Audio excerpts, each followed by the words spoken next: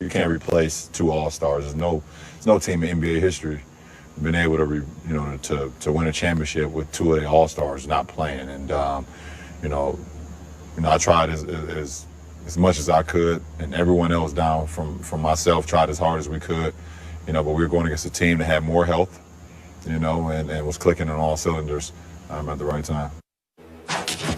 LeBron making light of the fact that injuries to Kevin Love and Kyrie Irving were a major factor why the Cavaliers came up short against the Warriors in the NBA Finals. The Cavs are the favorites to return to the finals this season. Skip, what do you make of LeBron's comments?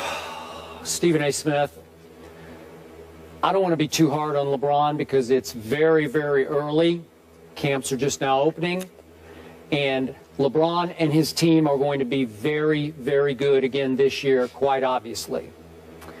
But given all that, given how high I set my bar for the great LeBron James, even this early, I did not want to hear him look back at last year's finals and make excuses for what happened. I did not want to hear the great LeBron James deflect any blame onto the injuries to two all-star teammates for what happened in the NBA Finals last year. Because, Stephen A. Smith, I know they all tried hard. They were a little overmatched. Didn't have the depth that they needed to hang in, sustain. But I'm going to remind everybody that the Cleveland Cavaliers were up 2-1 with Game 4 in LeBron's house in Cleveland, Ohio. We were there that night for that game. You want to talk about closing the deal there? If you go up 3-1, I think they're going to close that deal. I thought that was a great opportunity for the great LeBron James to validate his greatness and his all-time greatest case against Michael Jordan.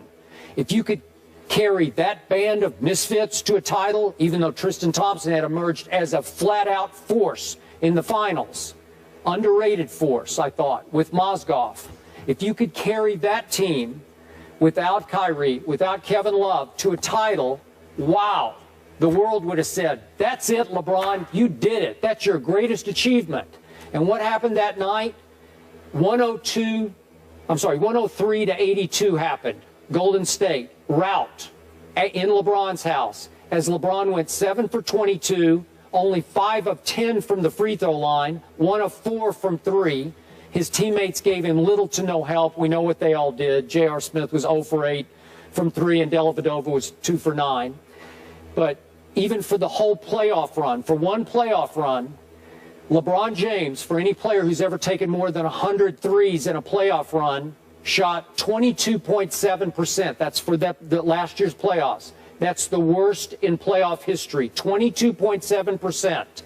So you got to take a little bit of blame for that, Stephen A. You got to take a little bit of blame for Game 4. And I know you told me the next day he just ran out of gas. And I've been thinking about that. Even last night I thought about it. This is the greatest conditioned athlete in the NBA. I give you that. I believe that. Nobody takes better care of himself than LeBron. So he runs out of gas in Game 4 of the finals? Is that why we're going to have more time off between finals games this year, so LeBron has a little better chance to refill his tank for the next game? I don't know, but I expected more from King James that night, and we didn't get it. And that was basically the end of last year's finals. The season hasn't even started yet. It's the first day of media day. And already, I believe that you're being completely unfair to this man. Now, we work every day here on First Take. And we're going to give it to you straight. We're going to tell you what we believe. We ain't going to sugarcoat it. Try to be respectful. But at the same time, we're just going to be real because we got an audience that's watching. And that's what they expect from us, and they should. But in the interest of fairness, we also have to be completely honest. We can't just tell the stories that we want to tell. We got to sit there and tell the whole story. LeBron James was absolutely positively dominant over the first 3 games. Even the first game, that they lost. He had 44, 8, and 6. And then he went on from there with triple doubles all over the place. Yes, he had a bad game in Game 4. Yeah, it looked like he ran out of gas. Because Kyrie Irving went down in Game 1. he had to carry the load in game 2 and 3, all right? And he seemed flat out positively exhausted. You were there in Cleveland. You saw how rabid those folks were. You know that LeBron James didn't have the luxury of just playing a basketball game, the interviews and everything else, just the whole atmosphere, the adrenaline rush. It conceivably got the best of him. So what does he do? After that bad game where he sat up there and didn't play well and looked completely fatigued, where Matthew Dellavedova, who you were raving about, acting like this dude was Kyrie Irving, he ends up shooting 3 for 14 in that game. And then J.R. Smith also shot 2 of 12 in that same game. The very next game, which was game 5, LeBron had 40, 14, and 11. They still lost that game. And then the closeout, because he got no help, and then the closeout game 6, he had 32, 18, and 9. What I'm saying to you is that when you look at the Golden State Warriors, they're either great or they're not. This wasn't about Steph Curry. This was also about Andre Iguodala. This was about Steve Kerr making that adjustment, inserting Andre Iguodala into the starting lineup, seating Andrew Bogut. And then after that, running the ball up and down the floor. Remember, the first couple of games, Golden State was very methodical in trying to match the size of a Tristan Thompson with Mozgov in terms of putting in a big lineup of their own. So you played at a slower pace. LeBron was able to catch a breath. As a result, he wasn't as worn out. And then Steve Kerr made that adjustment. You can't sit there and appreciate the greatness of what we're seeing from Golden State all year long and then ignore that because you want to get on LeBron's performance in one game out of 6 in the NBA Finals where the other 5, the brother showed up. I would be the first to get on LeBron James. Hell, he still hasn't gotten over how I called him out when they played badly against Dallas when he was with Miami. But that is the only thing that I have to say about LeBron, which he openly later admitted that he could have played better in that NBA Finals, similar to James Harden being sensitive because of how he disappeared in the Finals against Miami, which is the only negative thing I've ever said about him, really. But when you look at LeBron and how he played last year in that Finals without Kyrie Irving and without Kevin Love for those last 5 games, and with J.R. Smith, admittedly, being one-dimensional, knowing that he's too talented to just be some daggone spot-up shooter, that he should be doing better than that. There is no question that this is one legitimate time, actually the second time, because the first time he lost to the San Antonio Spurs in 2007, we all knew that their championship was getting to the finals. They had no shot against the Spurs. And last year, after Love and Kyrie went down, come on now, the only hope they had was for LeBron to be LeBron and to get a speck of help. And he got no help offensively those last 3 games. You got to be fair enough to say that, Skip. You can't ask that man to do but so much. That's not right. Yes, you can. That's just not right. How many times last year did I agree with you, LeBron James is the best player on the planet? Did I not always say, you're right, he's the best player? Yeah. Okay, so if the best player gets it to 2-1 Cleveland with another game in Cleveland, man, I'm going to expect him to be the best player on the planet that night, and he was not. I also would expect him yesterday to say, you know what, we were up 2-1, and I ran out of gas. If he'd said that yesterday, I'd say, I got it. I feel you, because it sure looked like you ran out of gas. Yes, you would have got on it for saying that. I would not. You would have got on it for saying that. You would have said he must have drank a couple of Sprites, or he must not have worked out, even though he's a workout dude. You would have said something if he had said, I just ran out of gas. Well, yes, you would have. And by the way, Skip, let's keep in mind, I would agree with you. If LeBron spent the rest of the series, had he ran out of gas so much that he had nothing left for games 4, 5, and 6. But the fact is, it was just one game.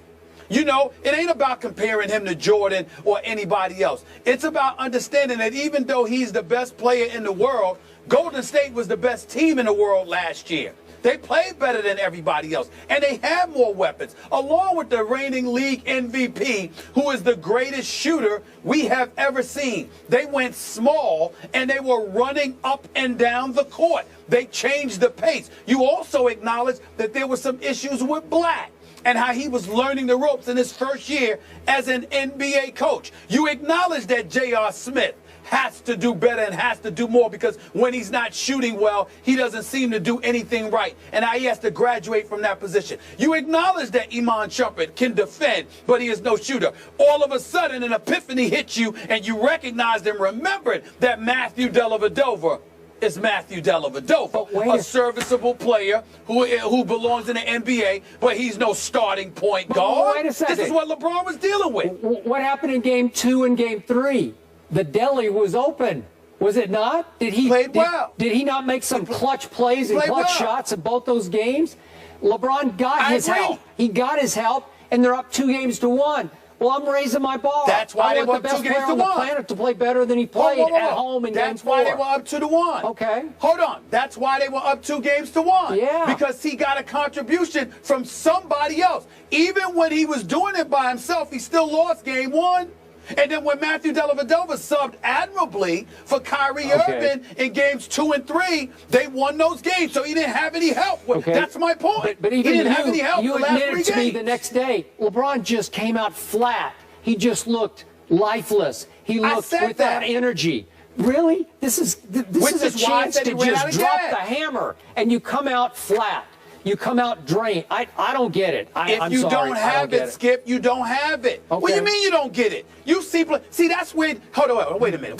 Forget all that. That's where you're disingenuous, because you've covered enough basketball to know that some days you don't have it. Now you can't not have it for a series. There's some games you better have it for. But if LeBron had played this way, hold on. If LeBron had played this way in games 4, 5, and 6, you'd have a point. If there were a game 7, then you have a point. But if you up 2-1 and you don't show for game 4 because you out of gas, but you come back in games 5 and 6, then you got to acknowledge that man ran out of gas and call it what it is. You can't sit up there and just ignore all the stuff that was happening around him. That's not fair. Okay. That's not fair. I'm with you. The most fit player on the planet and the greatest player on the planet ran out of gas in a pivotal Game 4. I'm with you. Oh, gentlemen. He had nobody. He had no help. We gotta go to break. You're just hating. We gotta go to break. You're just hating right now. That's what you do. No shows off for Skip Bayless. On media day. Yeah. Hating on media day. You didn't even wait till the opening of the season. Guys, here's the good news. Please. We get to see a healthy Cleveland team this year, and we can discuss after. No excuses, right? Yeah, that's not true. If they run into a healthy we don't know that about Spurs, we're gonna Kyrie. have a whole nother. We don't know that about Kyrie. Okay. We don't know if Kyrie going to be healthy. Hopefully healthy. Yes. We'll leave it there.